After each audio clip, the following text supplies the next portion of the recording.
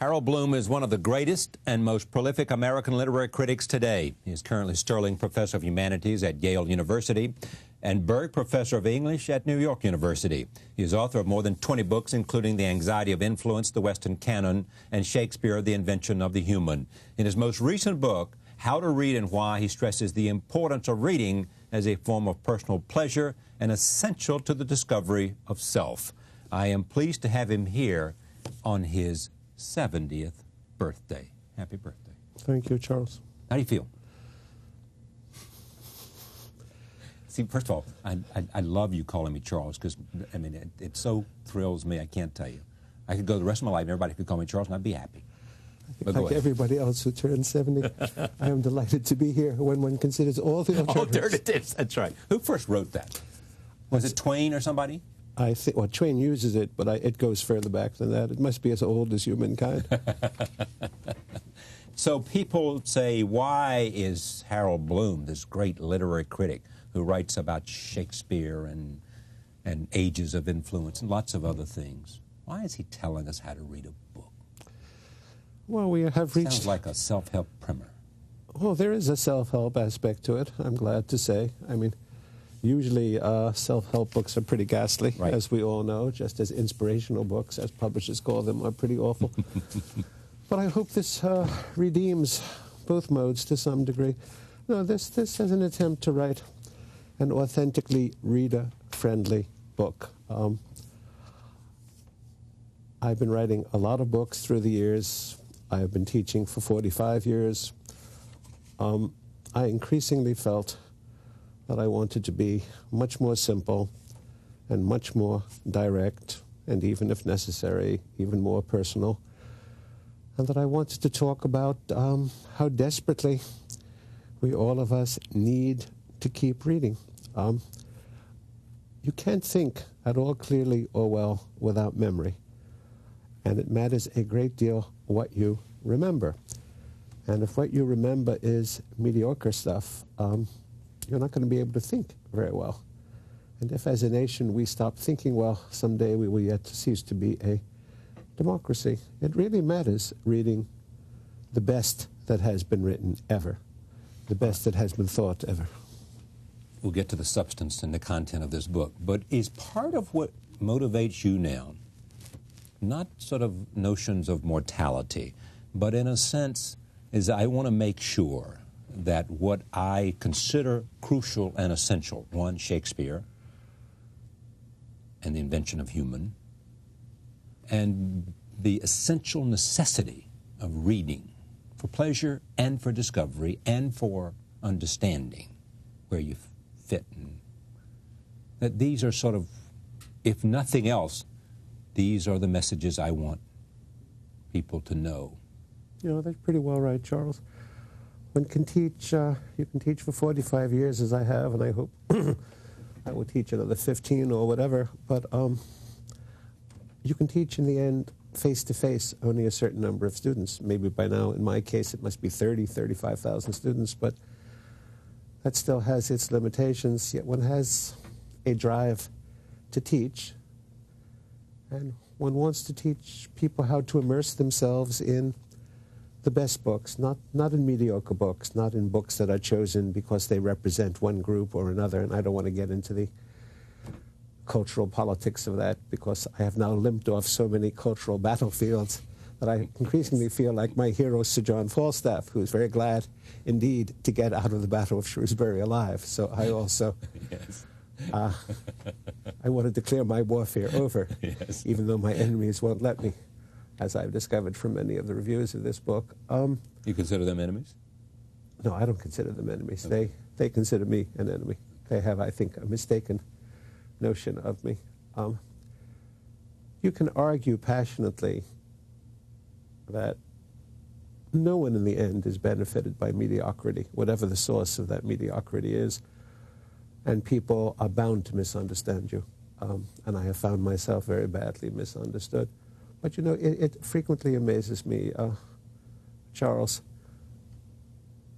We would not buy a table like this one, no matter what the origin of the person who had made it, no matter what the, shall we say, sexual orientation of the person who had made it, no matter what the ethnic background of that person, if it was so badly made that as soon as it was delivered to us, the legs fell off. But I can't understand colleagues or ex-colleagues who, in effect, take a book, a novel, a poem, a play, a story, which is so badly written, so badly made, so badly thought that it's the equivalent of the legs coming off this table, and saying, its social utility more than justifies it because it represents voices not previously heard. That's not how you represent voices not previously heard.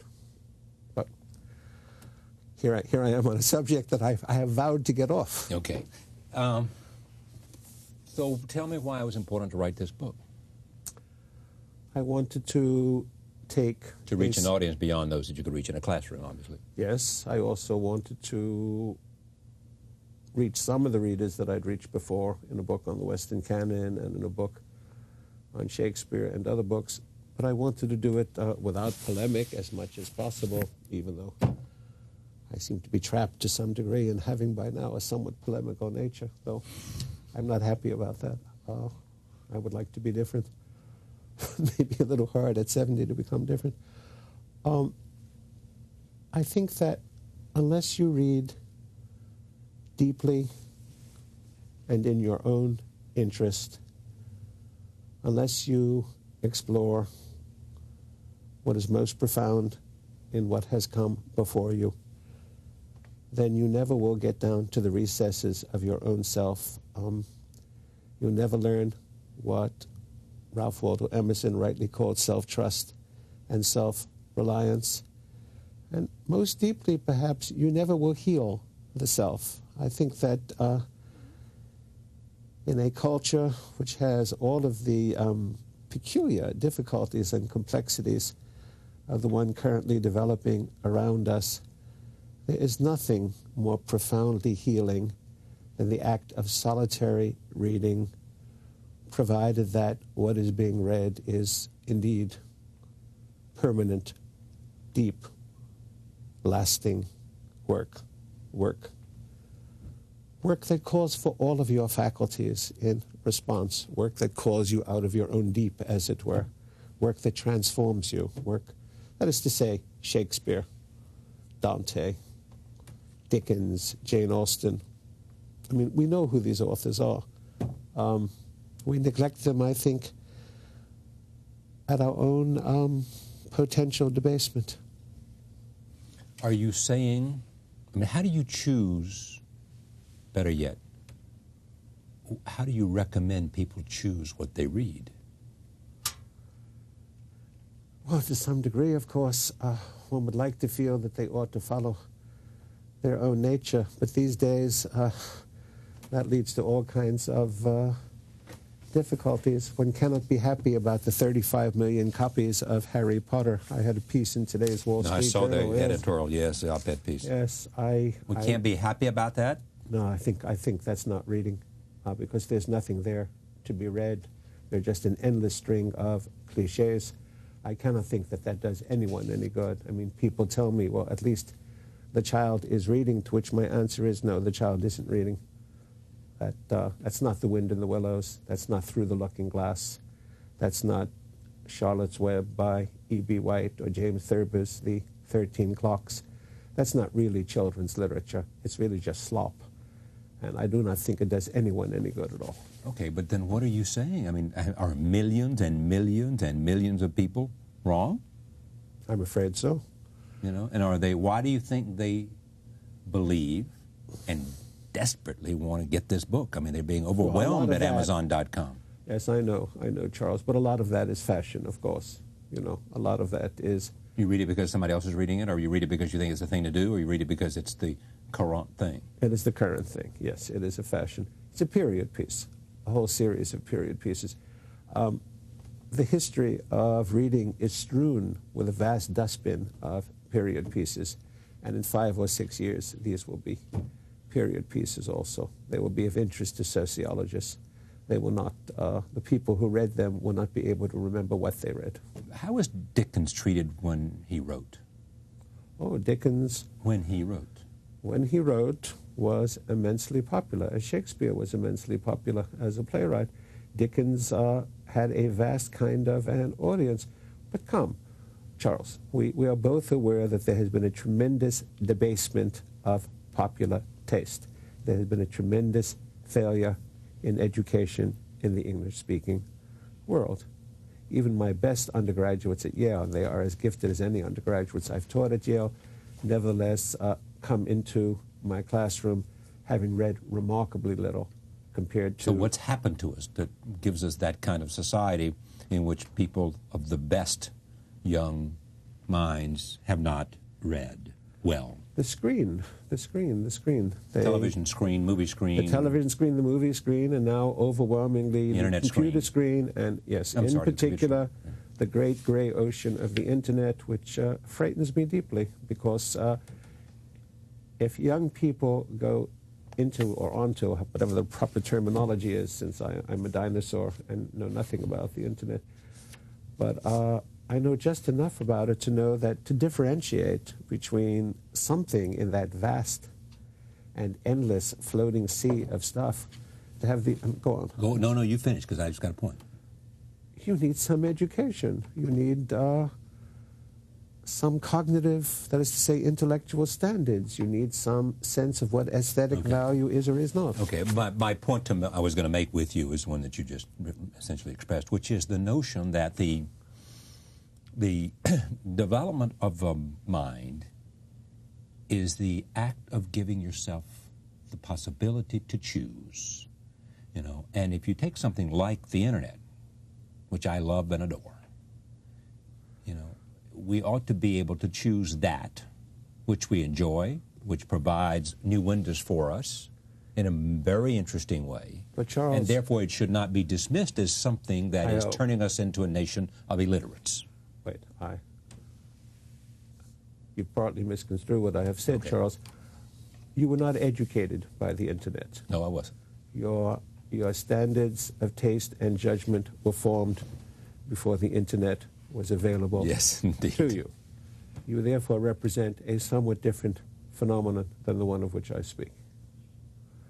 So you were saying that those people today, those young people who come to Yale, never developed because of all these alternatives, an education that they may have received through readings which would enable them to make better choices and to make better use of this very quality mind they have. Some of them developed, but even some of the best simply have not read enough.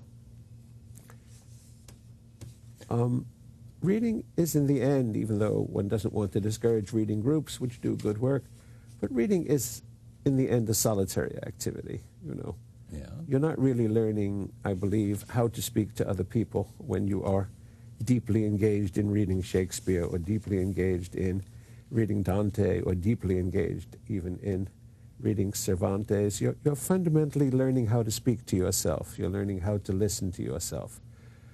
You're learning the discipline of yourself. You are indeed in the act of discovering yourself. Some kind of preparation needs to be made before you have a young individual with the incredible, the endless range of the internet coming at them all at once. I mean, they cannot just, as it were, surf endlessly. We none of us live forever. There's only so much time in the end to read. I mean, I remember that when I was getting into canonical arguments some years ago, I remember saying, and frequently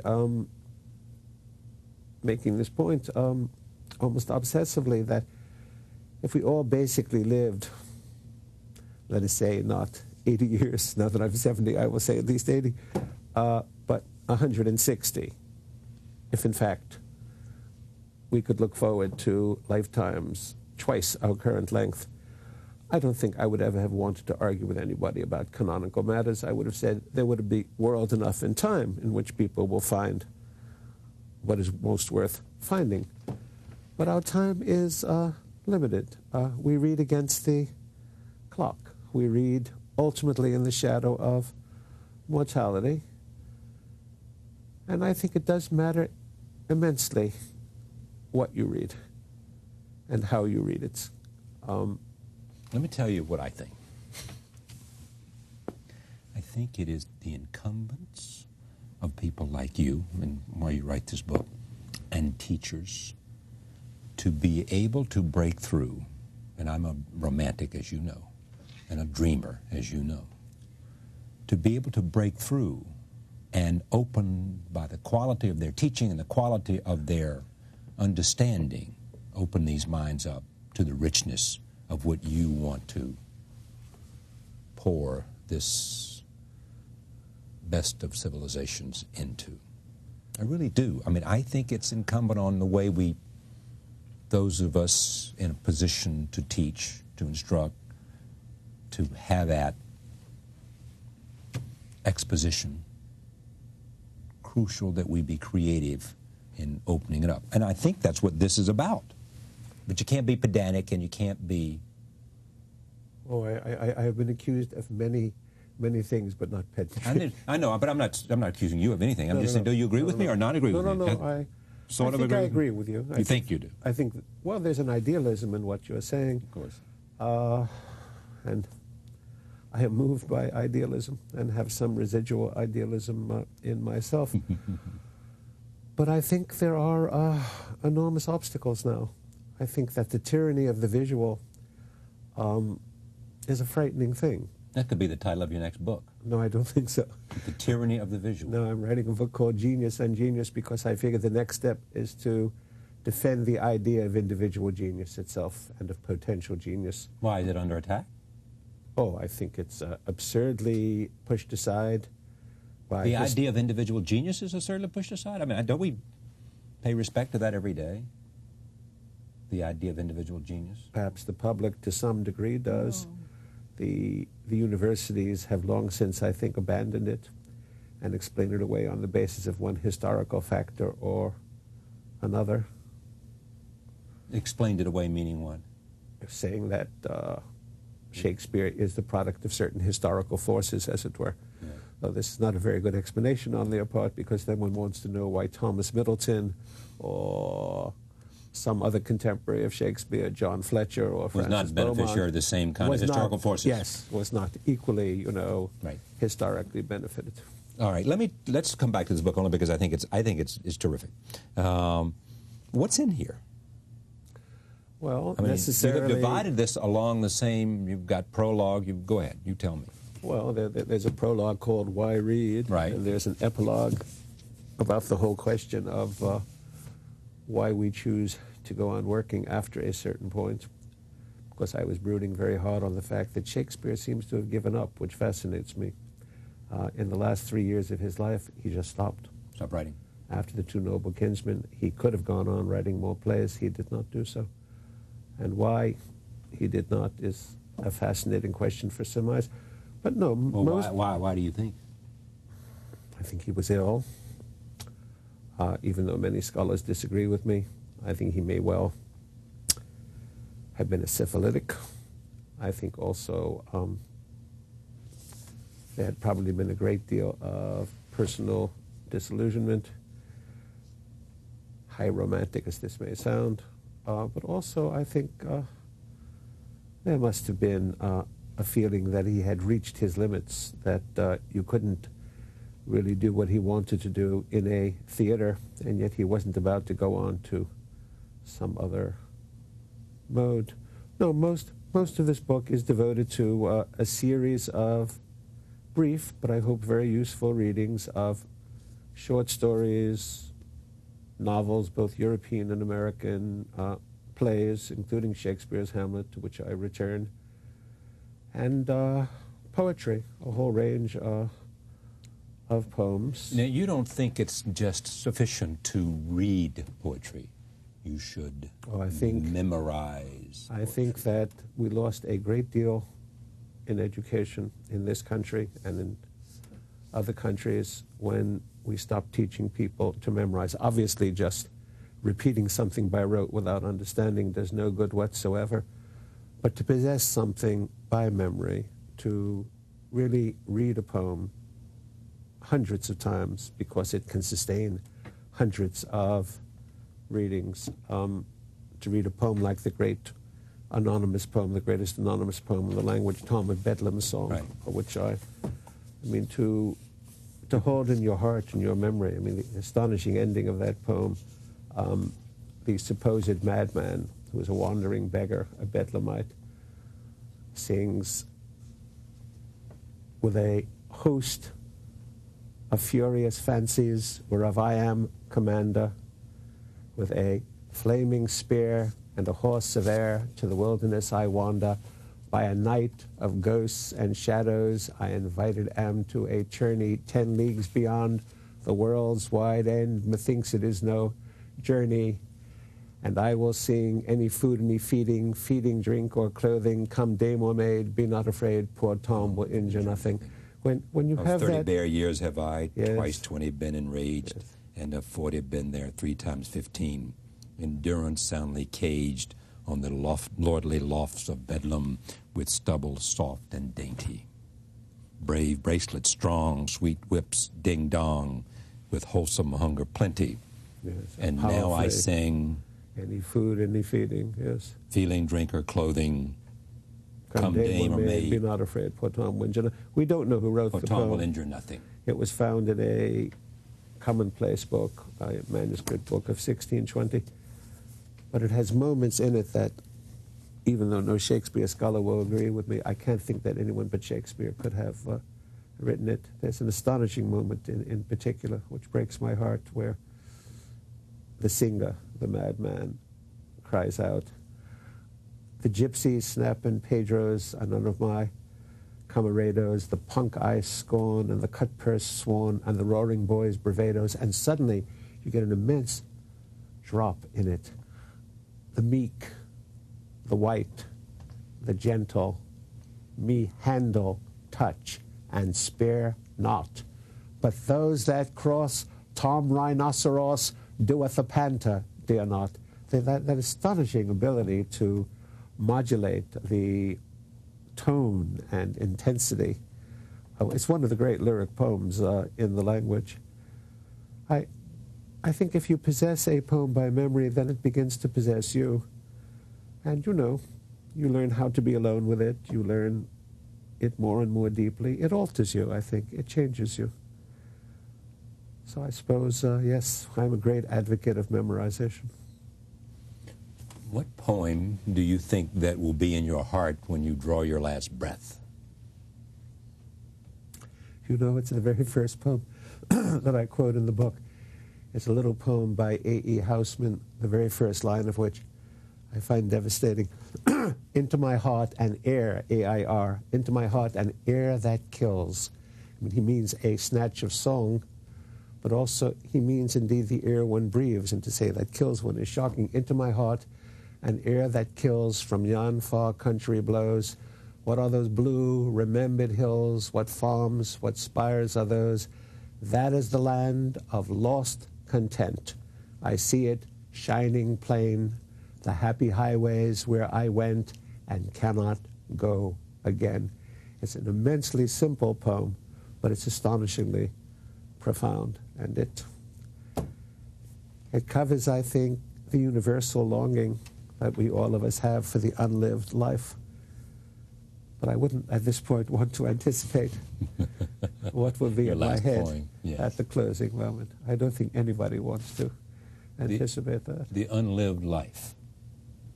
Well, the unlived life is perhaps one of the 4 or 5, one might risk saying, the 4 or 5 major reasons for great literature. Cervantes, in some deep sense, is giving one his own sense of the unlived life in the adventures of Don Quixote and Sancho Panza. Dante in the Commedia, an exile cut off from the life he would have liked to have been living in Florence, is certainly commemorating that as a kind of lost vision. Shakespeare we do not know, because we know nothing essential or crucial about his life. His inwardness is wholly concealed from us, but very difficult to read the later plays and not feel an immense sense of regret for a life that you haven't quite ever had. And I suppose it is almost the major burden of lyric poetry, again and again. There are, of course, those who fight it. The great monologue that I emphasize of Ulysses, the great dramatic monologue by Alfred Lord Tennyson, is someone who refuses Ulysses to contemplate an unlived life. He's gotten back to Ithaca, he's gotten back to Penelope, he's gotten back to his son, he's gotten back to his people, his hearth, and he is not content, as he says, almost with a grand fury in contempt of it. He says, as though to breathe were life. That isn't what he wants at all. And indeed, it's a poem I find peculiarly moving because he speaks to his mariners who are going to go forth on this last outrageous voyage with him, in which they're going to reach the limits of the known world, and then they're going to plunge down forever. And he says, though much is taken, much abides. And though we are not now that which we were, that which we are, we are. Tremendous, tremendous pride in that. And he ends by crying out, to strive, to seek, to find, and not to yield. And I think Tennyson knows that his Ulysses is echoing Milton's Satan, crying out, and courage never to submit or yield. And what is else not to be overcome? That is to say, what matters provided you are not overcome? There is something profoundly selfish in Tennyson's Ulysses, and I think we are meant to hear that. He is based on Dante's Ulysses, who is down very deep in hell indeed as a false counselor. But the poem is powerful and ambivalent, and it, I suppose it appeals again to that frightening sense of the unlived life. We talked about Tennyson and Houseman and Blake and Landor and Browning and Whitman and Emily Dickinson, popular ballads. Anonymous, we talked about Shakespeare, we mentioned John Milton in Paradise Lost, William Wordsworth, Coleridge, Shelley, and Keats. Then you go to novels, from Cervantes to Stendhal to Austen to Dickens, Dostoevsky, James. Then finally plays, then plays, and then finally novels. I guess part I two. would want to mention one novel in particular before we come to an end. That frightening novel by Cormac McCarthy. Would you consider what? Blood Meridian. Yeah. A very great book. I think there's no better work of the imagination by a living American than Cormac McCarthy's Blood Meridian. It is a frightening slaughterhouse of a novel. It's based historically upon a ghastly exhibition of filibusters organized by both the Mexican and Texan governments back in 1849 to 50 to clear the way to the gold fields by literally massacring the entire Native American nations of the Southwest. And this scandalous and historically based, this scandalous expedition sets forth, headed by a murderous fellow named Glanton, and presided over by a spiritual genius who's a sort of maniac named Judge Holden, who's a giant 7-foot white albino. It is perhaps, with the exception, of certain works of Faulkner, which clearly have influenced Cormac McCarthy, and certain works of Henry James, but still you would have to go back to Moby Dick to find an American epic as overwhelming as Blood Meridian. Here's what you say, Blood Meridian seems to me the authentic American apocalyptic novel, more relevant even in 2000 than it was 15 years ago. The fulfilled renown of Moby Dick and of As I Lay Dying is augmented by Blood Meridian, since Cormac McCarthy is the worthy disciple both of Melville and Faulkner. I venture that no other living American novelist, not even Pynchon, has given us books as strong and memorable. Yes. How to read and why. There's much more we can talk about, and we will again. Harold Bloom, thank you. Thank you very much, Charles. My pleasure. Thank you, dear. Thank you for joining us. See you next time.